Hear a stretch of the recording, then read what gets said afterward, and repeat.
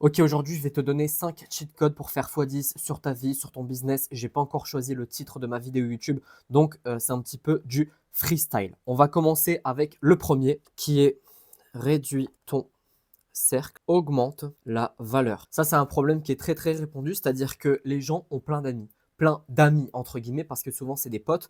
Le problème de ce grand cercle, c'est qu'il y a zéro valeur. Littéralement, c'est des potes qui ne foutent rien de leur vie, qui se droguent, qui boivent, qui sortent, qui vont en boîte, blablabla. Et le problème, c'est que ces gens-là ne peuvent pas te tirer vers le haut. Donc tu dois toujours avoir un cercle qui est restreint, mais à l'intérieur, ça va être des gens de valeur, tout simplement. Et du coup, ça me fait penser à la notion de input-output, c'est-à-dire que là, imagine que ça, c'est ton cerveau, ok? Ça, c'est les entrées, ça, c'est les sorties. Si tu mets de la merde ici, genre des dramas, je sais pas, qu'est-ce que ça peut être, alcool, ici, je vais mettre fête, bah, en fait, tout ce qui va sortir ici, c'est que du négatif. Par contre, si tu es avec des gens, je vais effacer ça, ou non, tu sais quoi, je vais pas l'effacer, je vais le mettre en dessous. Ça, pareil, c'est ton cerveau, entrée, sortie. Si tu es avec des gens qui sont dans, par exemple, le business, qui parlent d'invest, qui parlent de dev perso, c'est très large, mais de dev perso, tout ce qui va sortir de ton cerveau, ça va être positif, ok?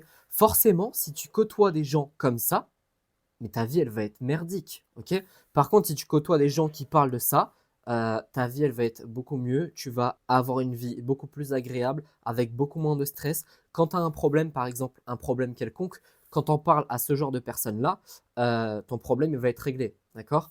Ici, tout ce qu'ils vont savoir te dire, c'est ouais, viens, on sort, on va faire la fête, on va oublier le problème. Non, c'est pas comme ça que ça marche. Passons au deuxième point. Deuxième point, tu vas prioriser l'action plutôt. Ah, l'accent, je sais plus où il est.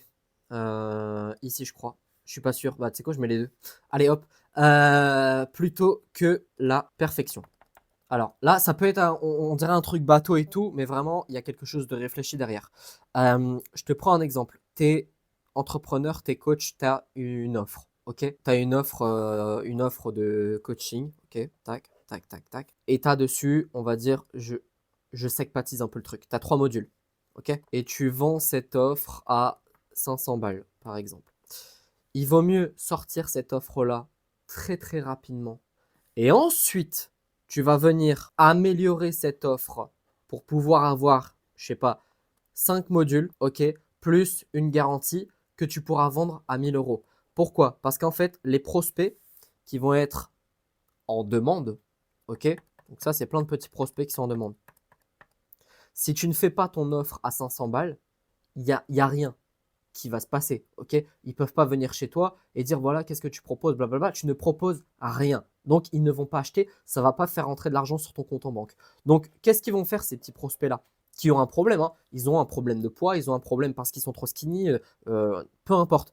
Ils vont aller chez un concurrent qui lui va récolter l'argent. Ok, donc vaut mieux quand, et je prends l'exemple de l'offre parce que c'est hyper parlant, j'ai fait un putain de spermatozoïde là. Il vaut mieux quand tu es au début de la création de ton offre, sortir une offre qui est, on va dire, 5 sur 10, ok, pour pouvoir capter tous ces petits prospects qui vont avoir une évolution, hein. C'est juste que tu vas la vendre moins cher parce que ton offre n'est pas hyper développée.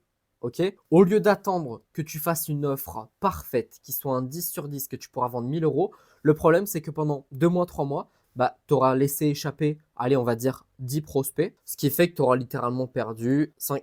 Merde, j'ai mis 5K, 5000 euros.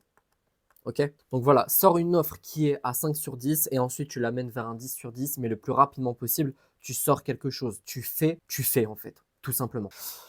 Hop, on passe au troisième point. Planifie en mois, exécute en jours. Il faut en effet avoir une vision long terme, surtout quand tu es dans le business. Il faut faire des plans, entre guillemets, sur la comète. Mais derrière, il faut exécuter. Je te donne un exemple concret. Ce que j'ai fait là en ce moment, c'est que je me suis mis un objectif de chiffre d'affaires, on va dire, je sais pas, on va dire 20K par mois. Pour y arriver, il me faut une meilleure offre. Ok?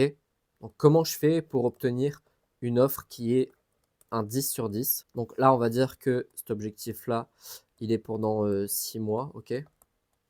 Ça, je veux une offre 10 sur 10 dans un mois. Et ben, comment je fais pour avoir une offre 10 sur 10? Enfin, plutôt un produit plutôt qu'une offre, parce que l'offre, c'est vraiment entre guillemets le packaging.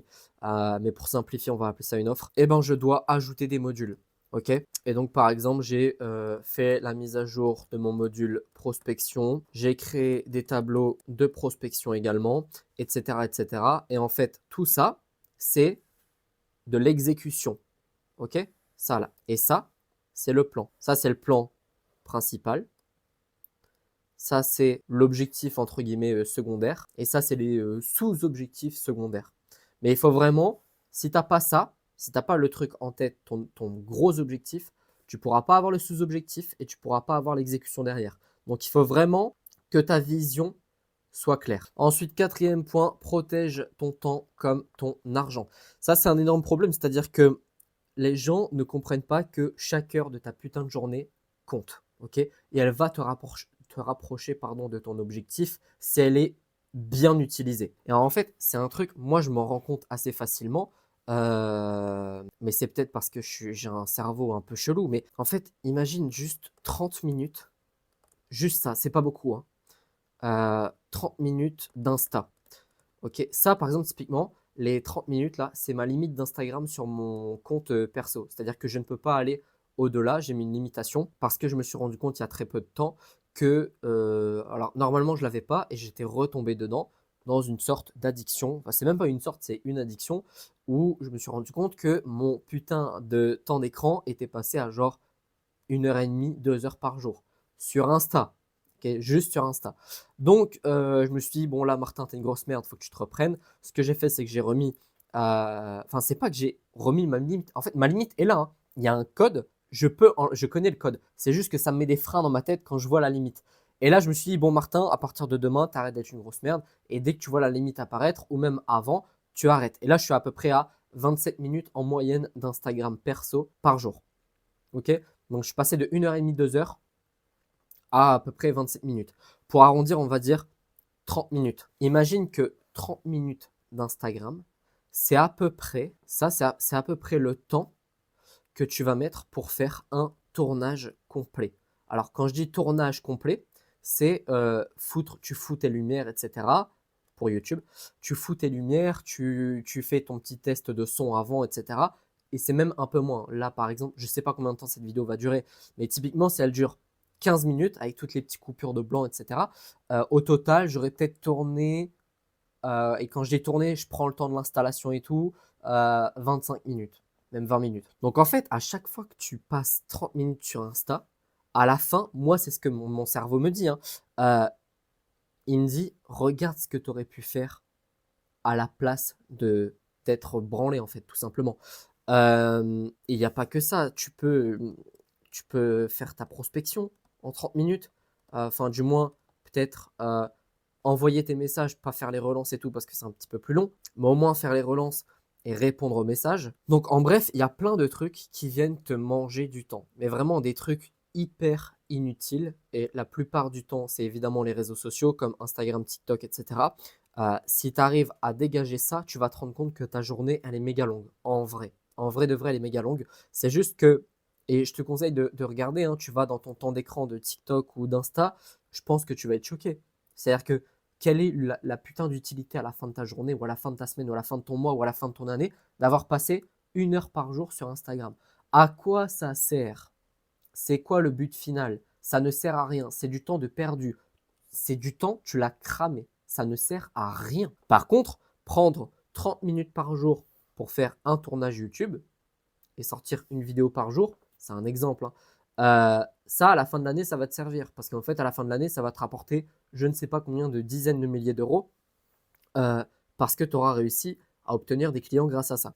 Ensuite, on passe au point 5 qui est le dernier. Et là, s'il y en a qui suivent Leïla, ils vont capter ce que je vais écrire. Suis le plan, pas tes émotions. C'est-à-dire que là, en gros, faut juste être stoïque. Stoïque, ça veut pas dire en mode ouais, t'es un golemon, tu ressens rien et tout. Ça veut juste dire ok, là aujourd'hui, je suis énervé, ok, je suis triste. Balek, en fait, j'ai un plan. Mon plan, je l'ai construit hier soir. J'ai fait ma to-do list hier soir. je vais faire chaque point de ma putain de to-do list. Et en fait, parce que si tu commences à suivre tes émotions, tu vas te dire, moi par exemple, je fais du sport tous les soirs. Si je commence à me dire, ah ouais, tiens, aujourd'hui je suis fatigué, vas-y, je cours pas. Aujourd'hui je suis fatigué, je fais pas ma muscu. Aujourd'hui ceci, aujourd'hui cela. En fait, je peux me trouver une excuse tous les soirs. Mais vraiment, j'ai une excuse pour tous les soirs. J'ai beaucoup travaillé, je suis fatigué, j'ai mal aux yeux. Ah vas-y, j'ai tondu ma pelouse et j'ai taillé mes haies, du coup vas-y, je fais pas mon sport, j'ai fait mon sport comme ça. Pareil, je peux aller sur le plan business, hein. Ouais, je fais pas ma prospection parce que en fait, demain, je peux me rattraper. Ouais, mais non, tu dois vraiment, quand tu as ton plan, parce que c'est aussi des questions d'habitude, quand tu as une habitude qui est ancrée en toi, tu n'arrives pas facilement à t'en détacher. Ok? Et c'est exactement ce que tu dois faire. L'habitude de suivre ton plan, c'est une habitude que tu dois mettre en place dans ta vie. Donc, si tu as marqué aujourd'hui, je fais une vidéo YouTube, tu fais ta putain de vidéo YouTube. Qu'il soit 23h, minuit, que tu n'aies pas fini ta journée parce que tu as passé 2 heures sur Instagram, je connais, hein, tu l'as fini. Tu ne vas pas dormir. Sache, regarde, je vais te dire un truc pour que tu culpabilises. Parce que moi, je culpabilise quand je fais un truc comme ça. J'espère que toi aussi. Si ce n'est pas le cas, sache que si ta to-do list n'est pas terminée et que tu vas t'endormir, tu es vraiment une merde. Ok? Et tous tes ancêtres ont honte de toi. Euh, Mais plus sérieusement, vraiment, il faut que tu arrives à suivre le plan que tu as établi. Sinon, tu vas jamais y arriver. Tu vas jamais atteindre ton objectif. Sur ce, j'en ai fini avec cette petite vidéo. J'espère que ça t'a plu. J'ai changé un peu au lieu de faire une mind map. Je me suis dit, vas-y, je fais quelques notes sur mon carnet et je pars pour écrire 2-3 trucs un petit peu en freestyle. Et moi, ça m'a plu. Et si tu me suis depuis quelques temps, tu le sais déjà, j'ai une formation gratuite que j'ai nommée le programme Initiation dans lequel je te montre comment créer une audience qualifiée en 30 jours sur Instagram. Si tu l'apprends, tu seras automatiquement ajouté à ma liste email et donc tu recevras un conseil business tous les jours à 18 h. Le lien, il est dans ma description, il est dans le premier commentaire épinglé. Je te conseille de mettre en pause la vidéo et de la prendre dès maintenant pour ne pas l'oublier. Et si tu veux aller plus loin et que tu as besoin de conseils personnalisés, tu peux réserver ton coaching offert de 30 minutes. Je vais répondre à absolument toutes tes questions pour que tu repartes avec le plus de valeur possible. Le lien, pareil, il est dans ma description, dans le premier commentaire épinglé. Sur ce, je te souhaite une excellente journée, une excellente soirée et je te dis à bientôt. Ciao!